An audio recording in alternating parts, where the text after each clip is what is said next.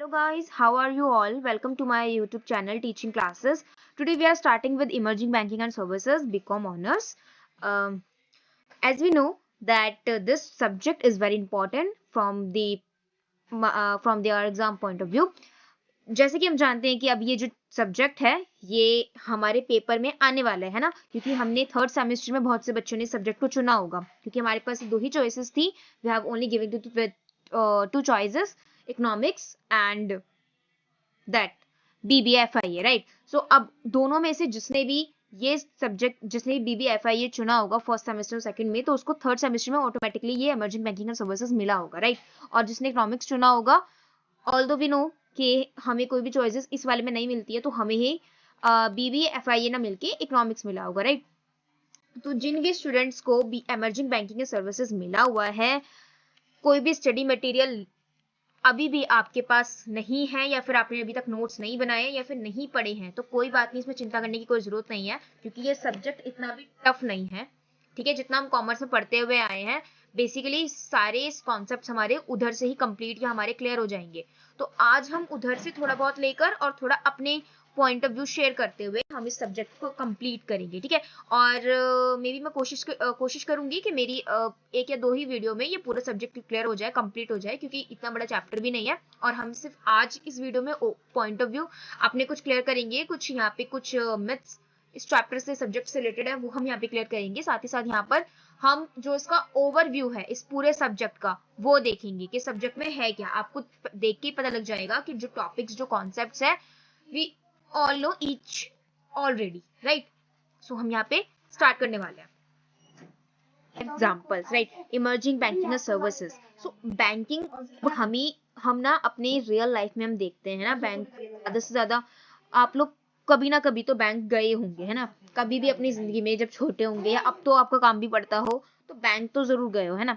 तो वहां पे क्या क्या चीजें होती हैं, क्या क्या सर्विसेज बैंक हमें प्रोवाइड करता है, क्या क्या सर्विसेज हम बैंक से लेते हैं, और साथ ही साथ क्या क्या हमें बैंक के काम पड़ते हैं, और बैंकिंग का एवोल्यूशन कब हुआ, कैसे बैंकिंग का ये पूरा कॉन्सेप्ट हमारी सोसाइटी में आया, ये सारी चीजों को हम इसमें देखने वाले हैं. तो ये हमारी रियल लाइफ से भी बहुत ज्यादा रिलेट करता है. ऑल्सो वी नो दैट हमने कॉमर्स, अगर हमारा बैकग्राउंड रहा होगा, जिन जिन बच्चों का, ज्यादातर बीकॉम ऑनर्स जो कर रहे हैं सबके कॉमर्स बैकग्राउंड से ही होंगे, तो उन्होंने 11th-12th में भी बैंकिंग सर्विसेज के बारे में बहुत सारी चीजें पढ़ी होंगी, है ना. और अकाउंट्स में तो हम देखते भी थे कि हम जैसे हमारा जैसे हम चेक वगैरह कैसे लिखते हैं, कैसे पास करते हैं, वो सारी चीजें हमने पढ़ी हुई है, राइट. तो ये सारी चीजें ही हम यहाँ पे पढ़ने वाले हैं, तो ये कुछ भी अलग नहीं है, कॉन्सेप्ट्स आर रिलेटेड, राइट. अब यहाँ पर हम थोड़ा बहुत स्टार्ट करते हैं, बट मैं आपको बता दूं कि आज मैं इसमें सिर्फ आपको ओवरव्यू यहाँ पे समझाने वाली हूँ, क्योंकि ओवरव्यू से हमें पता लग जाएगा कि हमें पढ़ना क्या है.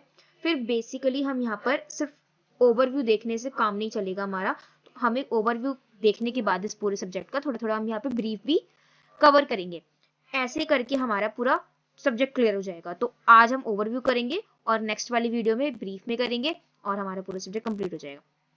सो एक बार हम यहाँ पे आइडिया ले लेते हैं कि सब्जेक्ट में है क्या. सबसे पहले meaning of emerging banking. Emerging banking का मीनिंग क्या होता है? सबसे पहले बैंकिंग का मीनिंग हमें पता है. What is the meaning of banking? Bankings are like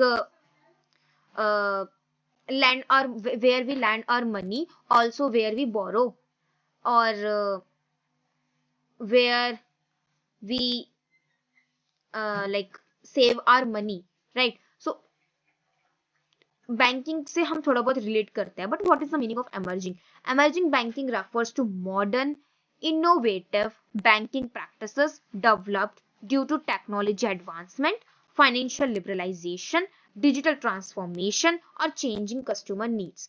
emerging banking का मतलब क्या है? emerging banking मतलब बैंकिंग सर्विसेज में चेंज होना. It means refers to modern innovative banking practices. ठीक है, अब मॉडर्न या इनोवेटिव से मतलब क्या है कि बैंकिंग सर्विसेज तो होती हैं, बट एमर्जिंग का मतलब है उसमें कुछ चेंजेस लाना. एमर्जिंग का मतलब ही चेंजेस है, राइट. तो एमर्जिंग बैंकिंग मतलब emerging banking refers to modern और innovative banking practices developed due to technology advancement.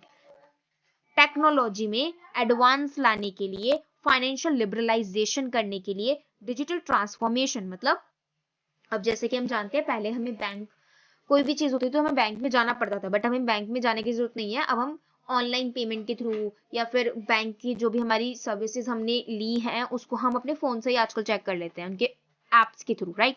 सो ये डिजिटल ट्रांसफॉर्मेशन हुआ है, ये एक हमारा क्या है, मॉडर्न और इनोवेटिव बैंकिंग प्रैक्टिस है।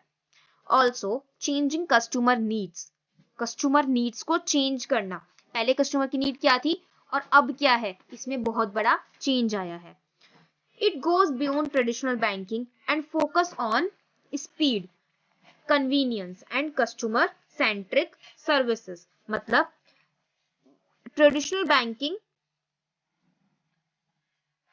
अलग होती है ना, लेकिन अब ये ट्रेडिशनल बैंकिंग सर्विसेज, ट्रेडिशनल मतलब पुरानी, जो पुरानी रीत चली आ रही थी, जो पुराने बैंकिंग में जो काम होते थे, बैंकिंग सर्विसेज जो बैंक जो सर्विसेज प्रोवाइड करता था, उससे हटके अब यहाँ पर स्पीड और कन्वीनियंस पे ध्यान दिया जाता है कस्टमर की।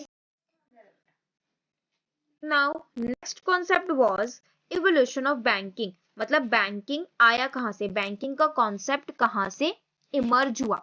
सो traditional banking manual branch based होती थी, है ना। ट्रेडिशनल बैंकिंग मतलब कि पहले बैंक में क्या करना पड़ता था, हमें ब्रांच टू ब्रांच हमें क्या करना पड़ता था, हमें रेफर किया जाता था, राइट। कि हमें अब इस ब्रांच से काम नहीं होगा, ये इस वाले ब्रांच पे जाओ, ये काम, ये साइन इस वाले ब्रांच से करवाओ, ये स्टैंप इस वाले ब्रांच पे लगेगी, राइट। तो हमें बैंक के अंदर ही ना हमें बहुत ज्यादा घुमाते थे, बट अब ये नहीं है, अब ये सब कुछ क्या हुआ है, मॉडर्न हो चुका है, right. But evolution of banking का मतलब क्या है, ट्रेडिशनल बैंकिंग मतलब मैनुअल या फिर ब्रांच बेस्ड होते थे।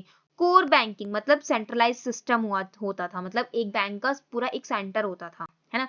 कि इसका जैसे बोलते हैं ना कि HDFC है तो उसका हेड ऑफिस किधर है, और SBI है तो उसका हेड ऑफिस, मतलब सेंट्रलाइज सिस्टम हुआ करता था सब में। डिजिटल बैंकिंग मतलब अब इंटरनेट के थ्रू और मोबाइल प्लेटफॉर्म, मोबाइल एप्स के थ्रू यहाँ पर काम होता है।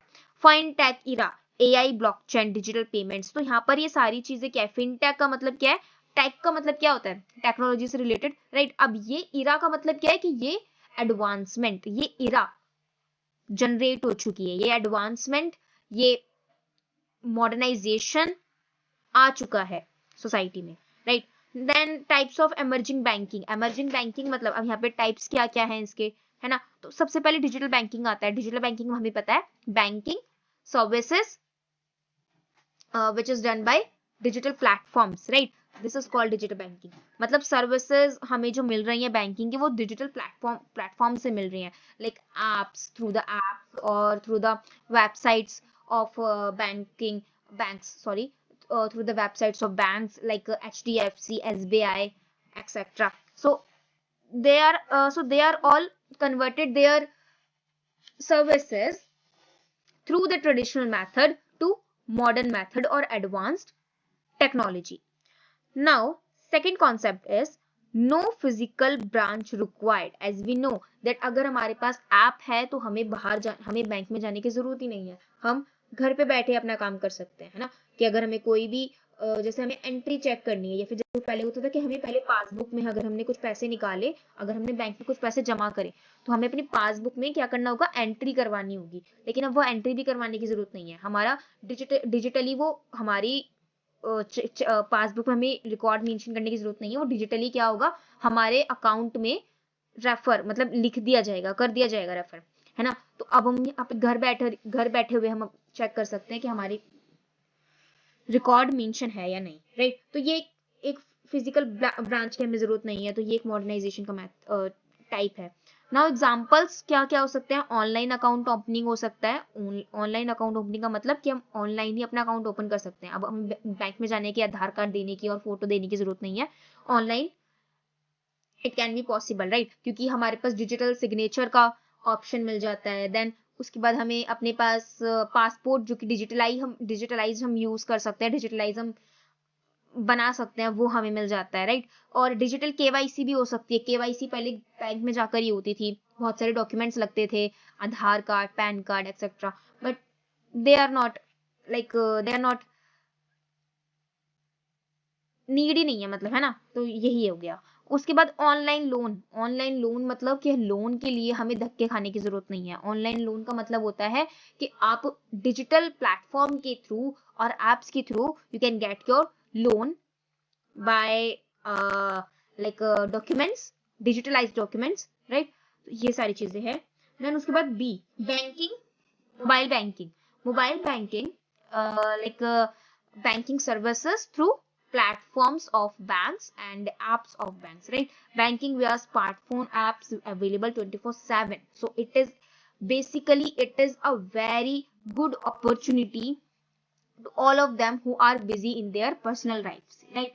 अब उन्हें कहीं भी जाने की जरूरत नहीं है, अगर वो बिजी हैं तो फिर वो अपने ऑफिस और अपने घर बैठे भी काम कर सकते हैं, जरूरत ही नहीं है बैंक में जाने की, राइट? उसके बाद है थर्ड, सर्विसेज इंक्लूड, राइट? अब सर्विसेज क्या क्या इंक्लूड करता है? तो फंड को ट्रांसफर करना, bill payments, balance enquiry, mobile wallets, these all are the services which is actually given by or gave by banks digitally, right? Fund को transfer करना हो, बिल पेमेंट्स करना हो, बैलेंस इंक्वायरी करना हो या मोबाइल वॉलेट्स करना हो, ये सारी सर्विसेज हमें ऑनलाइन प्लेटफॉर्म पर अवेलेबल है। Now internet banking, what is internet banking? So banking through website is internet banking, enable customer to manage account remotely. Internet banking का मतलब क्या होता है कि वो ही डिजिटलाइज, सब कुछ डिजिटल है ना? तो बैंकिंग थ्रू वेबसाइट मतलब अगर आपको ऐप की जरूरत, अगर आपने ऐप डाउनलोड नहीं किया हुआ तो उसकी वेबसाइट पे चले जाओ, वहां पर आपको अपना सारा बस एक अकाउंट बनाना होगा थ्रू आवर ईमेल और your phone number which is registered in your bank, और आप वहां से अपनी सारी डिटेल्स को गो थ्रू कर सकते हो। Also enable customer to manage accounts remotely. Although जरूरी नहीं है कि सारी चीजें पेमेंट और अकाउंट ओपनिंग से अलग फोन पे हो जाए, उसके लिए आपको फिजिकली आपको बैंक को विजिट करना पड़ सकता है, but there are most of the things which is done by digitally, right? So this is the best thing we know in our modern era. Now payment banks are like provide limited banking services but cannot use loans or credit cards. या ये तो हमें पता ही है। अब credit card अब कैसे use करोगे? अगर आप ऑनलाइन भी कर रहे हो तो उसके लिए आपको कार्ड कैसे करोगे? तो उसके लिए फिजिकली फिर आपको जाना पड़ेगा। एग्जाम्पल अगर हम बात करें तो पेटीएम पेमेंट्स बैंक, अब जैसे कि पेटीएम तो इज मोस्ट कॉमन, राइट? और ये हमारा फर्स्ट था जो पेटीएम जैसे जो जिसने हमें ऑनलाइन पेमेंट को स्टार्ट किया, उसके बाद फोन पे आया, उसके बाद गूगल पे आया, बट पेटीएम फर्स्ट था, है ना? जिसने भी इसकी शुरुआत करी वो पहली बार ही हुआ था ये हमारे इंडिया में। उसके बाद एयरटेल पेमेंट बैंक, हाँ तो ये भी आया। उसके बाद small finance banks. Small finance banks क्या होते हैं? वो होते हैं जो मतलब अनडिजर्व सेक्शन पर फोकस करते हैं, like provide loans to small businesses, farmers etcetera. उसके बाद इमर्जिंग बैंकिंग सर्विसेज, अब फिर से वही आ गया, सब सर्विसेज क्या प्रोवाइड करता है? तो म्यूचुअल फंड्स हो गया, लाइक म्यूचुअल फंड क्या होता है? Pooling of fund from investors. मतलब ये क्या करते हैं? म्यूचुअल फंड का काम क्या होता है कि वो बहुत सारे जो लाइक बहुत सारे इन्वेस्टर्स होते हैं ना, जो छोटे छोटे इन्वेस्टर्स होते हैं, लाइक जैसे कि ABCD है, तो ए के पास 10 रुपए है, बी के पास 10 रुपए, सी के पास 10 रुपए है, डी के पास भी 10 रुपए है ना? तो उनको क्या खरीदना है? उनको 1000 का शेयर खरीदना है ना? तो अब वो क्या करेंगे? या फिर उनके पास थोड़े थोड़े पैसे हैं, तो वो सब लोगों का मिलाकर म्यूचुअल फंड क्या करता है? सब लोगों से पैसे लेकर एक बड़ी कंपनी में इन्वेस्ट करता है। मतलब कि जैसे जो छोटे छोटे इन्वेस्टर्स होते हैं जिनके पास इतना पैसा नहीं है कि वो बड़ी कंपनी के शेयर्स खरीद सके, तो वो सारे इन्वेस्टर्स जो कि छोटे छोटे इन्वेस्टर्स होते हैं उनसे पैसे कलेक्टिवली कलेक्ट कर बड़ी कंपनी में इन्वेस्ट करता है, और जो भी फायदा होता है, जो भी इंटरेस्ट वगैरह है, जो भी उसको प्रॉफिट होता है, वो सबको इक्वली शेयर करता है। तो ये pooling of funds from investors. Now invested in equities, bonds etcetera, ये इन्वेस्ट करता है इक्विटीज में, बॉन्ड्स में एक्सेट्रा, म्यूचुअली, जो कि सारे के सारे हमारे शेयर्स होते हैं। Now advantage of mutual funds are professional management, as there is very big pooling of interest or pooling of shares from the investor, so professional management यहाँ पे लगता है। Now diversification, liquidity मतलब which is converted into cash easily. Then insurance services are like services which is provided by banks or some insurance life companies which provide their services for your future, right? कि अगर आपको आगे कभी भी जरूरत पड़े तो उसके लिए इंश्योरेंस मतलब आपके लिए कि insurance of your life provide करता है ना? अगर आपको आगे फ्यूचर में कोई भी दिक्कत हो तो उसका आपको पहले से ही एक एक आइडिया तो नहीं बोल सकते इसको, एक आपको रेफरल थ्रू मिल रहा है। नाउ रिस्क प्रोटेक्शन होता है अगेंस्ट अनसर्टेनिटी, कि अगर आपको कोई भी रिस्क होता है तो उसका प्रोटेक्शन मिल जाता है। मतलब जैसे मान लो कि अगर आगे आपका कभी एक्सीडेंट हुआ तो उसका जो खर्चा वगैरह होगा कि जैसे हॉस्पिटल का या कुछ भी, तो सारी की सारी जो प्रोटेक्शन सर्विसेज हैं वो इंश्योरेंस कंपनी आपको देगी। तो एक रिस्क प्रोटेक्शन मिल रहा है ना, कि प्रोटेक्शन मिल रहा है रिस्क के अगेंस्ट और अनसर्टेनिटी के against. Now life, health, general insurance all are provided, like आपका बाइक का, आपकी गाड़ी का, आपकी खुद का, आपके घर का, सब चीजों का इंश्योरेंस कंपनी देती है। ठीक है, डिपेंड अपॉन यू कि आप कौन सा इंश्योरेंस ले रहे हो। Now venture capital is financing for startup and new businesses, like who want entrepreneurs who want to start their startups or new businesses or enterprises, they have to, like they had to take the services from the venture capital, right? Funding for startup they provided, also they provide capital for new businesses. There is high risk and high return also, as we know that जितना बड़ा risk उतना ही बड़ा हमें profit होता है। ठीक है, so high risk is high profit, so यहाँ पे जितना बड़ा risk होगा we get उतना ही बड़ा return। Now leasing and hire purchase, leasing अब हायर परचेज, ये सब सारी चीजें ना क्या आ गई, ये सब बैंकिंग सर्विसेज से अलग आ चुकी हैं। ठीक है, बट ऑल्दो हमें बैंकिंग से थोड़ा बहुत रिलेट करती हैं तो हम यहाँ पे पढ़ रहे हैं। ठीक है, तो ये एसिड बेस्ड फाइनेंसिंग होती है, use for machinery, vehicle, equipment. अब क्रेडिट कार्ड और डेबिट कार्ड, हाँ ये हमारे बैंक से रिलेटेड होता है। क्रेडिट कार्ड वो चीज होती है जो आप उधारी पे कुछ भी सामान खरीदते हो, डेबिट कार्ड वो चीज होती है जो आपके पहले से आपने पे किए होते हैं, उससे आप चीज खरीदते हो। तो दोनों कार्ड पहले बहुत चलते थे, लेकिन अभी इनका कुछ काम नहीं होता। मतलब अब भी बहुत लोग, कुछ लोग यूज करते हो, मैंने तो कभी नहीं करते हुए देखा, हमारे घर में कभी नहीं किया और मैंने कभी नहीं किया। और क्योंकि अब ज्यादातर ऑनलाइन होने लगा है ना, तो सब लोग ऑनलाइन पे जा चुके हैं। क्रेडिट कार्ड, डेबिट कार्ड सब पुरानी चीजें हैं। ठीक है, तो ये हम ट्रेडिशनल एरा में बोल सकते हैं, but in modern era there is no use of that. Now cashless payment instruments, तो कैशलेस पेमेंट इंस्ट्रूमेंट होते हैं ये। ठीक है, मतलब जहाँ पे आपको कैश नहीं प्रोवाइड करना होता, आपको कैश नहीं देना होता, आपको सामान खरीद के सब उस कार्ड से अपने आप पैसे क्या हो जाएंगे, क्रेडिट हो जाएंगे। But although we know that हमें कभी ना कभी उसको पे करना होगा। ठीक है, तो ये ऐसा नहीं कि हमें कोई चीज फ्री में मिल जाएगी, हमें उसका पे बाद में करना होता है। Widely use in e commerce, e commerce में ज्यादातर यूज होता है, बट अब उसका भी कोई यूज नहीं है क्योंकि हम ऑनलाइन पेमेंट करने लगे हैं। Now role of technology in emerging banking, अब रोल क्या है टेक्नोलॉजी का, तो बहुत बड़ा रोल है। एज वी नो दैट हम एआई यूज कर रहे हैं आजकल। ठीक है, ब्लॉकचेन्स यहाँ पर यूज करते हैं, क्लाउड कंप्यूटिंग यूज करते हैं, बिग डेटा एनालिटिक्स यूज करते हैं, बायोमेट्रिक ऑथेंटिकेशन यूज करते हैं। सो ये सारी चीजें हैं जो हम यहाँ पे यूज करते हैं as the modern advancement in technology in emerging banking. Yeah, so now we are at the point of 6th point, fintech, or we can say that financial technology. Financial technology is use of technology to deliver financial services efficiently.